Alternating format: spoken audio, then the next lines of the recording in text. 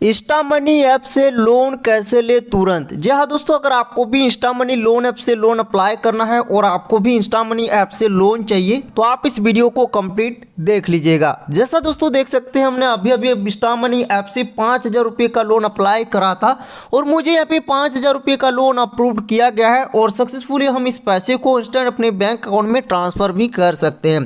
तो ऐसे ही दोस्तों, अगर आपको भी इंस्टा मनी ऐप से लोन अप्लाई करना है, आप भी इंस्टा मनी ऐप से लोन लेना चाहते हैं तो इस वीडियो में मैं आपको कंप्लीट प्रोसेस बताऊंगा कैसे आप इंस्टा मनी ऐप से लोन अप्लाई करेंगे और साथ ही साथ लोन अप्रूव हो जाने के बाद उस पैसे को अपने बैंक अकाउंट में कैसे ट्रांसफर करेंगे। तो आप इस वीडियो को कंप्लीट देखिएगा। तो चलिए वीडियो को स्टार्ट करते हैं। इससे पहले अगर आपने वीडियो को लाइक नहीं किए हैं तो वीडियो को कर दीजिए लाइक और चैनल पर नए चैनल को कर लीजिए सब्सक्राइब। तो दोस्तों, इंस्टा मनी ऐप से लोन लेने से पहले हम इंस्टा मनी लोन ऐप के बारे में पहले कुछ डिटेल जान लेते हैं। और मैं आपको बताना चाहूंगा, अगर आप किसी भी लोन ऐप से लोन अप्लाई करते हैं, ऑनलाइन लोन अप्लाई करते हैं, तो उससे पहले आप उस ऐप के बारे में एक बार डिटेल जरूर जान लेंगे।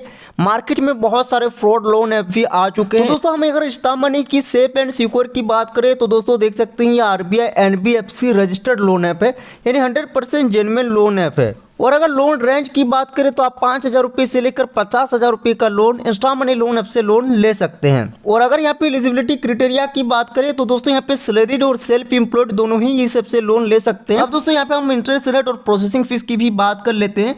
तो इसमें जो इनका इंटरेस्ट रेट है वो 24% पर एनम के हिसाब से आपसे इंटरेस्ट रेट वसूल करेगी। और साथ ही साथ यहाँ पे अगर प्रोसेसिंग फीस की बात करें दोस्तों 10,000 रुपये के लोन में आपको 500 रुपये का प्रोसेसिंग फीस देना है। तो आप कैलकुलेट करके निकाल सकते हैं कि जो भी आप लोन अमाउंट लेंगे उसमें से आपको कितना प्रोसेसिंग फीस देना होगा। तो ये हो गया इनका डिटेल। अब चलिए हम देखते हैं कि कैसे हम इंस्टा मनी ऐप से लोन अप्लाई करेंगे।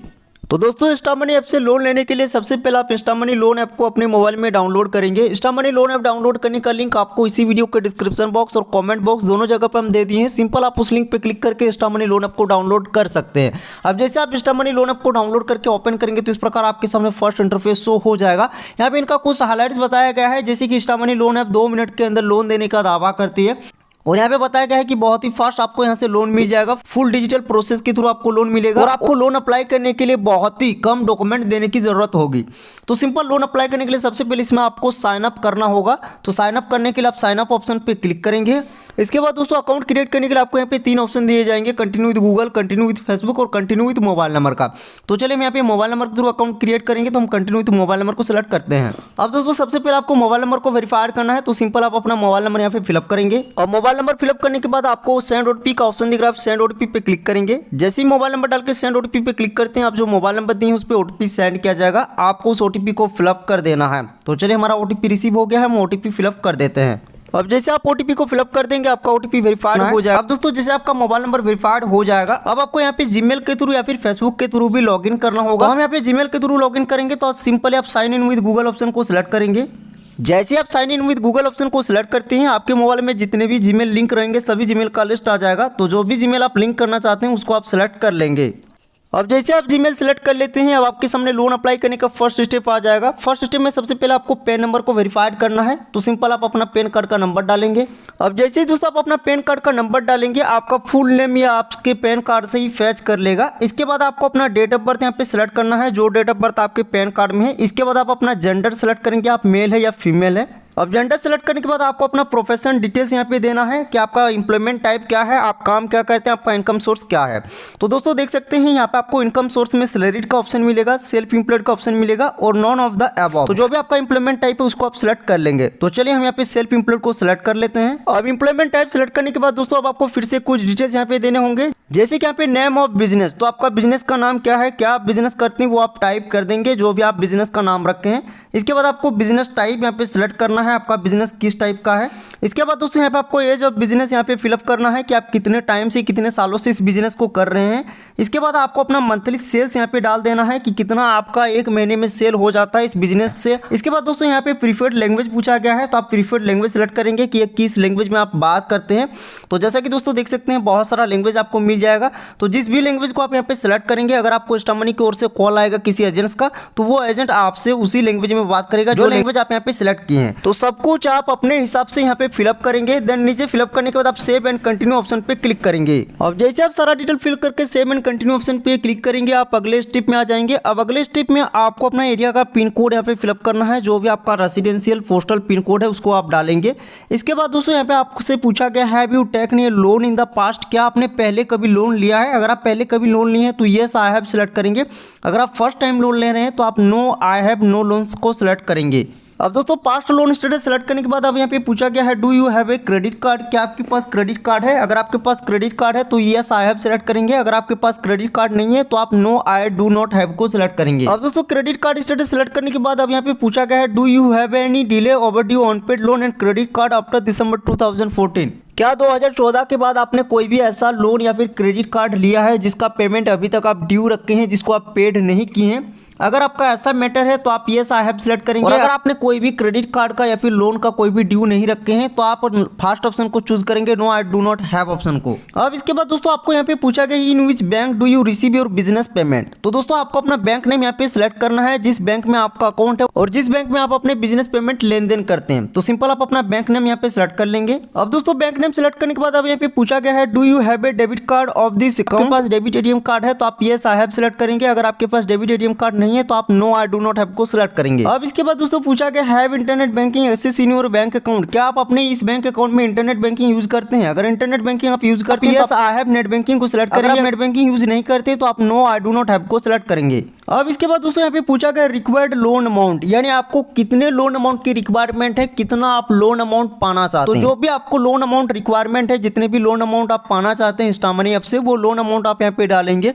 देन नीचे आप submit and check eligibility option पे क्लिक करेंगे। अब जैसे दोस्तों आप सबमिट एंड चेक एलिजिबिलिटी पे क्लिक करेंगे, कुछ ही सेकंड के अंदर आपका लोन अमाउंट यहाँ पे अप्रूव कर दिया जाएगा और जो भी लोन अमाउंट के लिए आप एलिजिबल होंगे वो लोन अमाउंट आपके सामने शो कर जाएगा। दोस्तों देख सकते हैं हमें यहाँ पे 5,000 रुपये का लोन अप्रूवल मिला हुआ है, हम 5,000 रुपये का लोन यहाँ से ले सकते हैं। तो चलिए हमें यहाँ पे ज़्यादा लोन अमाउंट की रिक्वायरमेंट नहीं है, हम यहाँ पे 5,000 रुपये का रिक्वेस्ट डाले थे और सक्सेसफुली हमारा 5,000 रुपये का लोन फ्री अप्रूव हो गया है। तो दोस्तों ये आपका फाइनल लोन अमाउंट नहीं है, आगे आपको और भी कुछ प्रोसेस करने होंगे। अब सिंपल देख सकते हैं 5,000 रुपये का लोन अप्रूव हो गया है। यहाँ पे हमें टेनवर भी बताया गया है, 5 मंथ का टेनवर दिया गया है और हमें EMI बताया गया है 1150 रुपये। अब सिंपल आपको यहाँ पे लोन पर्पज सेलेक्ट करना है कि आप लोन क्यों लेना चाहते हैं, लोन लेने का आपका पर्पज क्या है। तो देख सकते हैं लोन पर्पज में आपको बहुत सारा रीजन मिल जाएगा, तो कोई भी आप एक रीजन को सिलेक्ट कर लेंगे। अब लोन पर्पज सेलेक्ट कर लेने के बाद आपको नीचे सेव लोन रिक्वायरमेंट ऑप्शन पे क्लिक कर देना है। अब जैसे ही दोस्तों आप सेव लोन रिक्वायरमेंट पे क्लिक करेंगे, अब दोस्तों आप अगले स्टेप में आ जाएंगे। अब अगले स्टेप में दोस्तों देख सकते हैं अब आपको यहाँ पे असेसमेंट फी इनका पेमेंट करना होगा 199 रुपीज का। असेसमेंट फी पेमेंट करने के बाद ही आपका लोन प्रोसेस किया जाएगा। तो चलिए हम यहाँ पे असेसमेंट फी को पे कर देते हैं और हम देखते हैं कि हमारा लोन अप्रूव होता है या फिर नहीं। तो सिंपल असेसमेंट फी पेमेंट करने के लिए यहाँ पे आपको प्रोसीड टू पे ऑप्शन दिख रहा है, प्रोसीड टू पे पे क्लिक करेंगे। अब जैसे आप प्रोसीड टू पे पे क्लिक करेंगे, अब आपको यहाँ पे पेमेंट मेथड सेलेक्ट करना है, किस मेथड के थ्रू आप पेमेंट करना चाहते हैं। जैसे आप net banking, credit card, debit card के थ्रू पेमेंट कर सकते हैं या फिर UPI के थ्रू भी कर सकते हैं। चलिए दोस्तों हम यहाँ पे नेट बैंकिंग के थ्रू पेमेंट करेंगे। सिंपल हम यहाँ पे नेट बैंकिंग वाले ऑप्शन को सिलेक्ट कर लेते हैं, देन नीचे प्रोसीड टू पे ऑप्शन पे क्लिक कर देते हैं।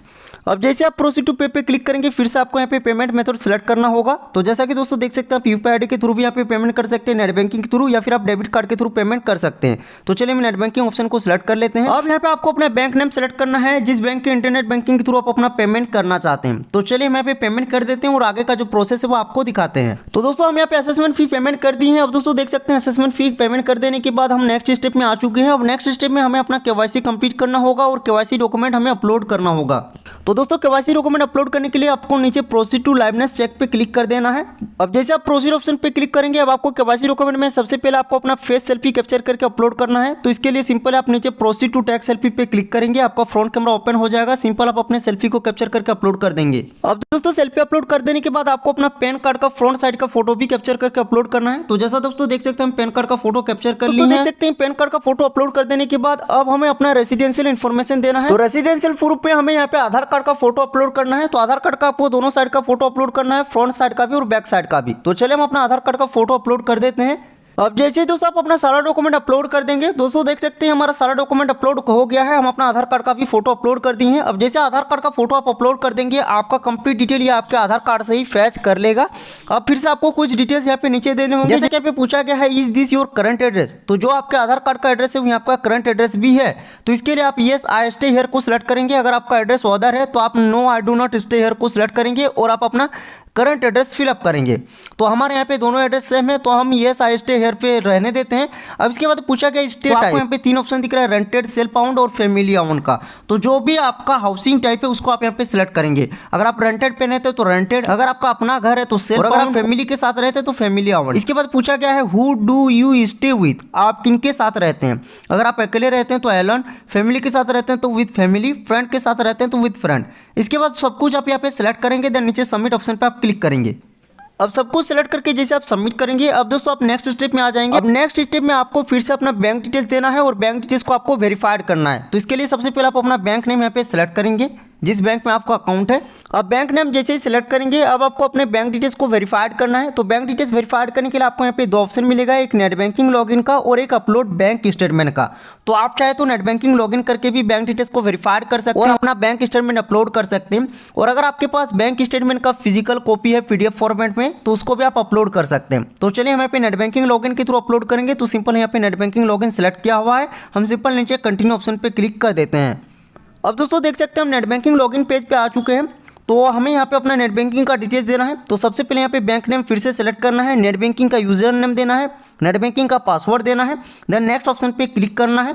अब आपके बैंक के साथ जो भी मोबाइल नंबर लिंक होगा उसको OTP जाएगा, OTP को फिलअप करेंगे, देन वेरीफाई कर लेंगे।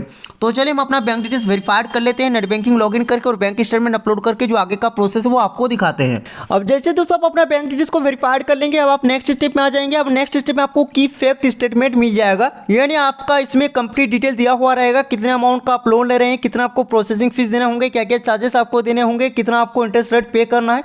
तो सब कुछ आप इसको अच्छे से चेक करेंगे, देन नीचे आप आई एग्री ऑप्शन पे क्लिक करेंगे। आप आई एग्री पे जैसे ही क्लिक करेंगे, अब आपके सामने लोन एग्रीमेंट भी आ जाएगा। लोन एग्रीमेंट में आपका लोन का टर्म और कंडीशन दिया हुआ रहेगा, तो आप लोन एग्रीमेंट को भी अच्छे से रीड करेंगे, देन नीचे आप सेव एंड कंटिन्यू ऑप्शन पे क्लिक कर देंगे।